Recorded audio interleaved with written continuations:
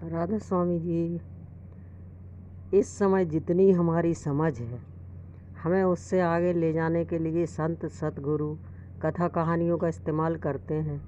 वह दृष्टांत देते हैं, उपमा और कल्पनाओं द्वारा समझाते हैं। मिसाल के तौर पर वह हमें बताते हैं कि अगर परमात्मा समुद्र की तरह है तो सतगुरु उसकी लहर की तरह है और हमारी आत्मा उस समुद्र का एक कतरा है। एक बार बाबा जी ने सवाल जवाब के दौरान जब यही उपमा दी तो सवाल पूछने वाला नौजवान पहले तो थोड़ा सा हिचकिचाया, फिर बोला, तो क्या हम सब फिर पानी बन जाएंगे? यह इस बात का बिल्कुल सही उदाहरण है कि किस तरह हम अपनी सीमित सोच से सतगुरु के उपदेश को भी सीमित कर लेते हैं, उसे उस दुनियावी स्तर पर ले आते हैं जहाँ तक हमारा दायरा है। हम सभी किसी न किसी तरीके से यही करते हैं।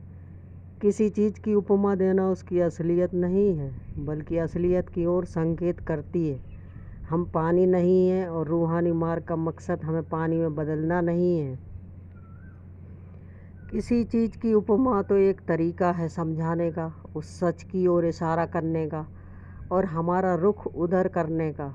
ऊपर दिए गए उदाहरण में भी तुलना की गई है ताकि हमें सतगुरु, परमात्मा और अपनी आत्मा के आपसी संबंध का पता चले।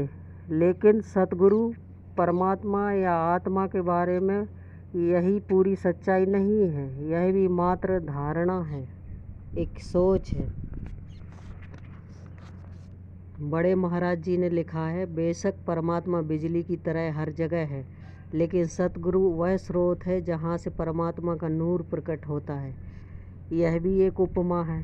सतगुरु के बारे में यह पूर्ण सत्य नहीं है, लेकिन इससे हमें जो कुछ अंदाज़ा हो जाता है कि हम क्यों सतगुरु की ओर आकर्षित होते हैं और यह किसका नूर है जो हमें सतगुरु की ओर आकर्षित करता है।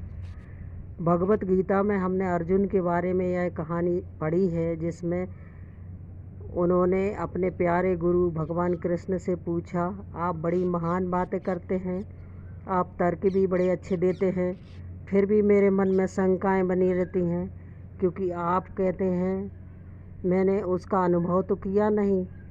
आप मुझे कोई ऐसा अनुभव क्यों नहीं करवा देते ताकि मेरी शंकाएं दूर हो जाएं? भगवान कृष्ण ने उत्तर दिया, वह ऐसा ही करेंगे। फिर एक पल में उन्होंने विराट रूप धारण कर लिया। असंख्य लोग उस विराट रूप के इर्द गिर्द घूम रहे थे। अर्जुन बहुत डर गए और उन्हें लगा कि वह पागल हो जाएंगे। डर के मारे वह चिल्लाए, कृपया अपने सामान्य रूप में लौट आइए प्रभु, मुझे बहुत डर लग रहा है। भगवान कृष्ण अपने मानव रूप में लौट आए और बोले, मैं जानता था कि तुम तैयार नहीं हो।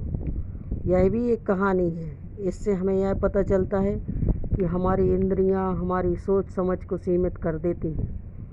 इससे हमें सतगुरु के बारे में थोड़ा बहुत अंदाज़ा तो हो जाता है, लेकिन इससे सत्य का ज्ञान नहीं होता, बल्कि इससे हमारे मन में एक धारणा बन जाती है। रूहानियत को हम तभी समझ सकते हैं जब हमारी चेतना इसे जानने के काबिल हो जाए।